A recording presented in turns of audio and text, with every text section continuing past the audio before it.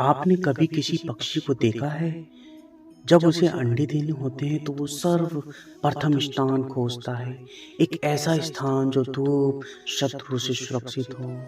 फिर वो अपना घोंसला बनाकर वहाँ अंडे देती है और फिर उन अंडों से संतानें निकल जाती हैं।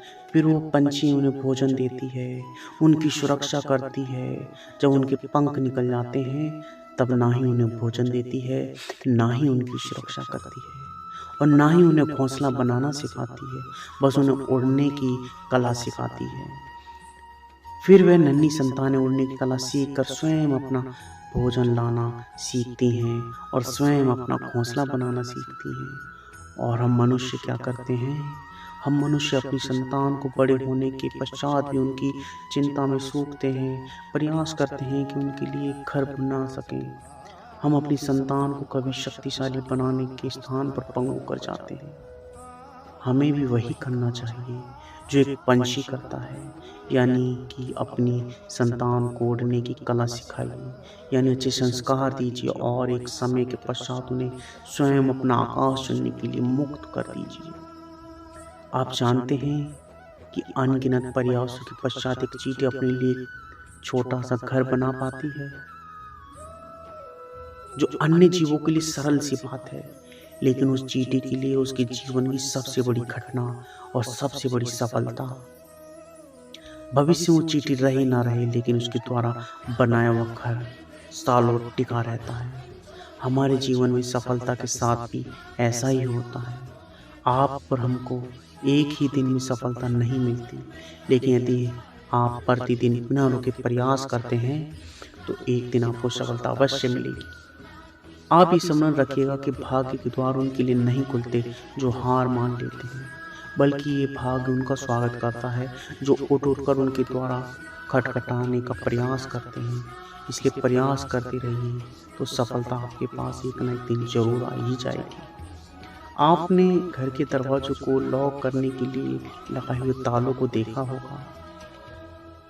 वो ताला प्रहार से भी खुलता है और प्यार से भी खुलता है, अर्थात उस ताले को आप एक चाबी से भी खोल सकते हैं और एक हथौड़े से भी खोल सकते हैं, लेकिन दोनों तरीकों में खुलने में अंतर होगा।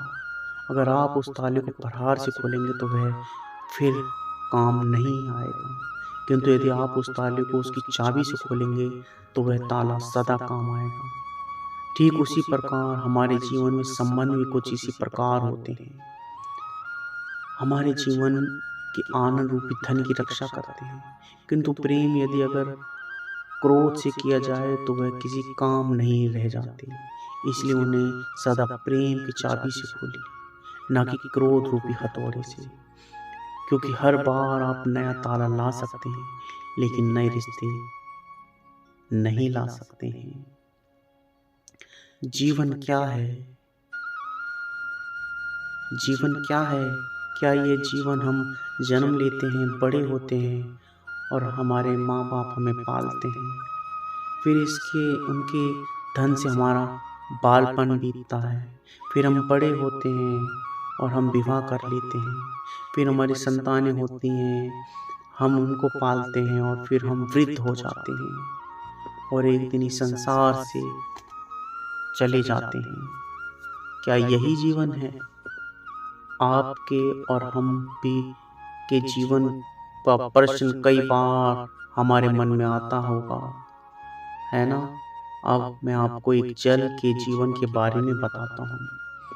सागर से भाप बनकर उठता है, मेघ बन के बरसता है और फिर नदी बनकर फिर सागर में समावेश करता है, किंतु कभी ये प्रश्न नहीं करता कि उसका जीवन क्या है, उसका उद्देश्य क्या है, कैसे। आइए जानते हैं। जल हर भाव जीता है और जितना बन सके उतना देता है। जब सागर में होता है तो असंख्य जीवों को जीवन देता है। जब सागर से भाप बन के मेघ बनता है तब किसानों को आशा देता है कि फसल पुनः उपयोगी होगी। जब वर्षा बन के बरसता है तो इन सूखी प्यासी धारा को चीरता है और जब नदी में प्रभावित होता है तो किनारों पे वनस्पतियों को जीवन देता है। परंतु जरा सोचिए कि क्या ये जल भी कभी सोचा होगा कि उसका जीवन क्या है और उसके उद्देश्य क्या है? नहीं, बस वो अपने धर्म का पालन करता है और जितना हो सके उसको आनंद देता है। इसलिए जीवन में कभी भी ये प्रश्न मत कीजिएगा कि ये जीवन क्या है और इस जीवन का उद्देश्य क्या है। बस जीवन को अच्छे कर्म करते हुए जियो और जितना हो सके उसको आनंद देते रहिए। फिर आपका मन प्रसन्न होकर बोलेगा, राधे राधे, राधे राधे।